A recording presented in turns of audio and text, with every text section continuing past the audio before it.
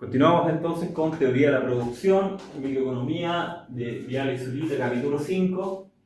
Ya llegamos entonces a lo que conocemos como la condición de tangencia, que se nos da cuando las tasas marginales de sustitución, ya sea técnica y de mercado, la que medimos en términos de productividad y la que medimos en términos de costo, se igualan.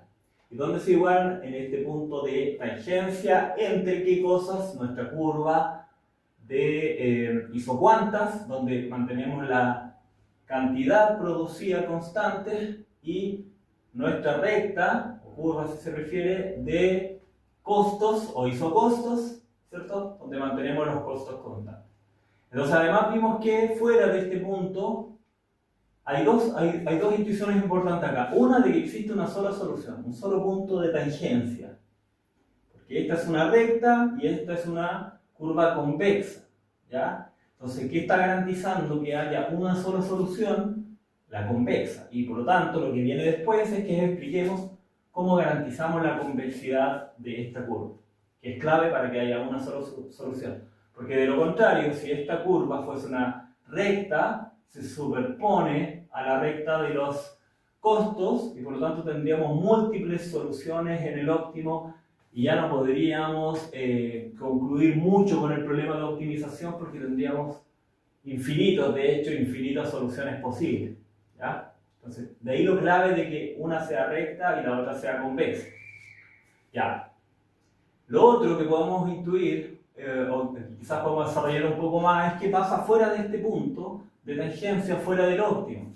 Por ejemplo, si nos ubicáramos acá arriba, lo que está pasando es que ¿cuál pendiente es mayor? Si esta pendiente de costos que es constante, eso ya lo sabemos, o sea, esta tasa, la tasa marginal de sustitución de mercado, se mantiene a lo largo de toda la curva. No pasa lo mismo con la tasa marginal de sustitución técnica, que va cambiando dependiendo en qué región nos encontremos, ¿cierto?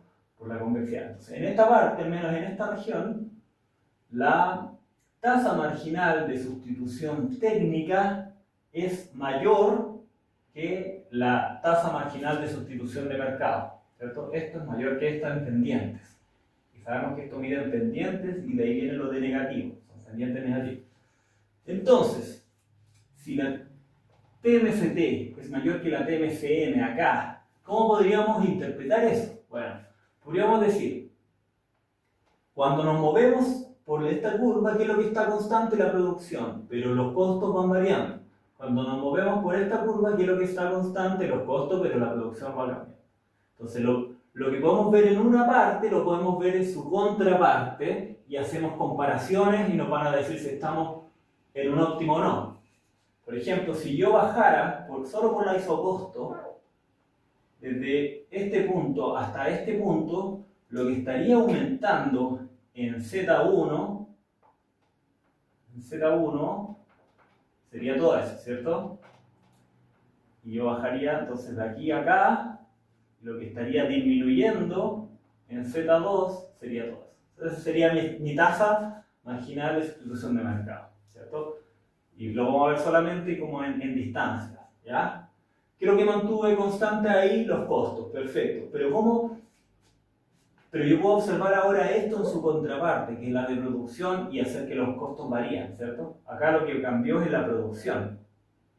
Se mantuvo el mismo costo a lo largo de toda esta recta, pero la producción va cambiando. Ya. Veámoslo ahora desde el lado de la producción. Si yo bajaba la misma distancia, que era esta, de Z2, ¿qué pasaba con Z1 en toda esta distancia?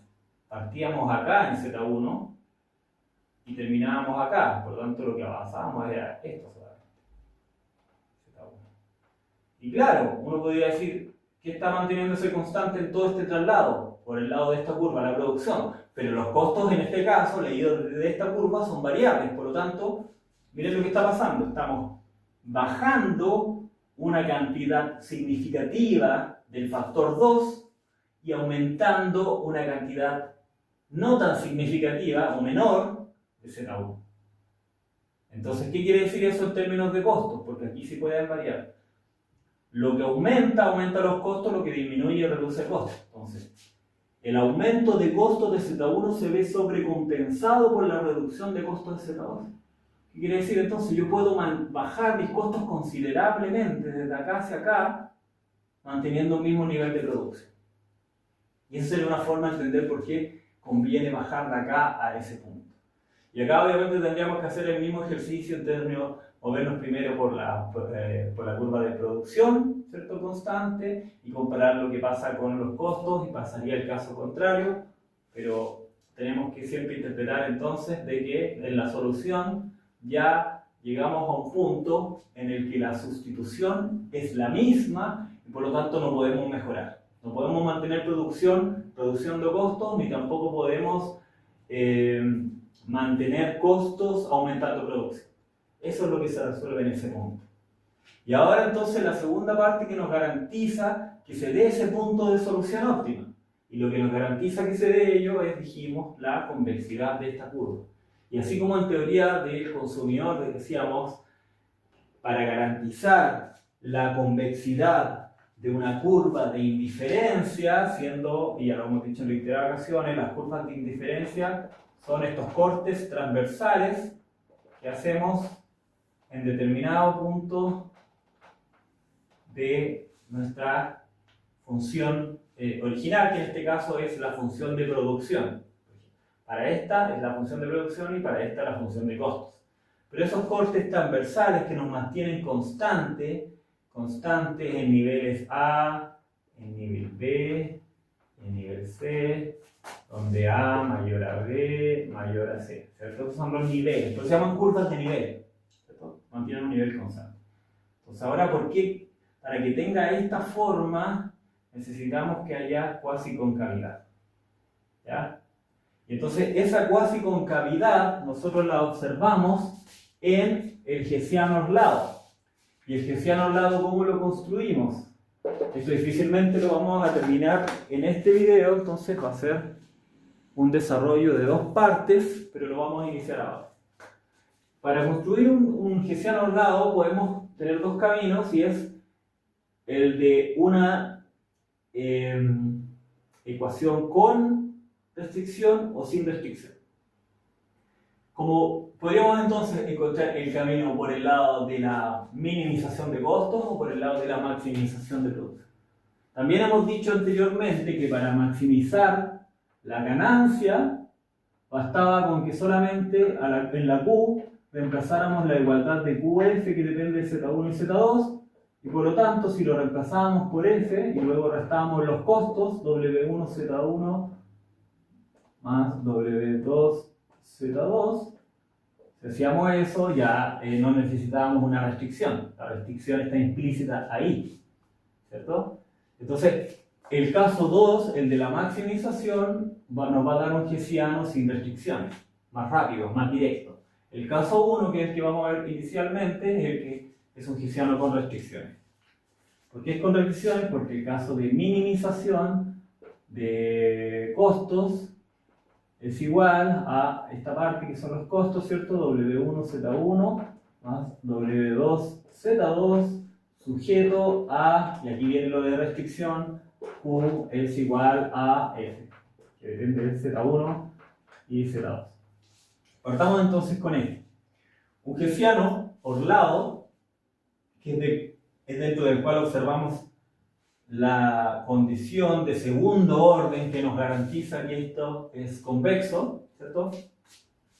Se construye derivando la restricción, que lo vamos a anotar como G, con respecto a la restricción, luego con respecto a un parámetro x1, al primero, con respecto al segundo, lo mismo, eso en la fila 1 y en la columna 1.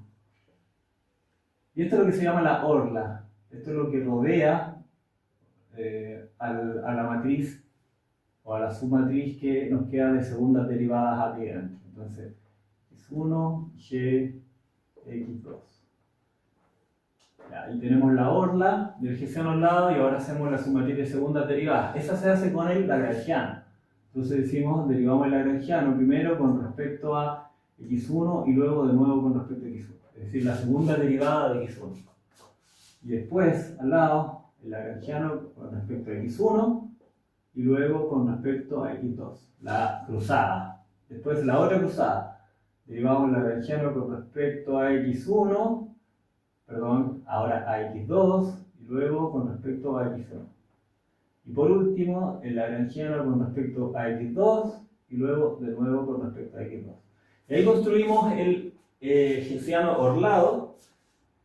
Y este hessiano, ahora que lo estamos construyendo en una con restricciones, ¿cierto? En el lagrangiano, ¿qué forma tiene el lagrangiano en la minimización de costo? Es igual W1, Z1 más W2, Z2 más lambda por Q menos F, que depende de Z1 de Z2, Z2, ¿cierto? Entonces, si deriváramos la restricción, que es solo esta parte, sabemos que esto solamente la restricción con respecto a sí misma nos da 0. La derivamos con respecto a x1, el x1, la restricción no es esto, ¿cierto? Es acá, simplemente sería, acá no podemos derivar z1, para nuestros fines x1 es z1, x2 es z2. Esta es la forma general, ¿cierto? Y esta es la forma específica que nosotros trabajamos. Entonces, lo único donde podemos derivar z1 de la restricción es acá, y esa es nuestra función de producción. Entonces, lo que nos queda es nuestra función de producción, o nuestra productividad marginal, que es cuando derivamos f con respecto a z1, ¿cierto? Eso es igual a f1. Lo derivamos con respecto a zi, mejor, que más claro, como hemos venido trabajando, es fi. Entonces, acá nos va a quedar F2, porque estamos derivando con respecto a Z2, y lo mismo que está acá está en esta columna, entonces F1 y F2. Listo. Tenemos la orla construida. Ahora nos queda la submatriz con las segundas derivadas. Ahora, pero dice que es con el lagrangiano, ya no es con la restricción, y el lagrangiano es todo esto.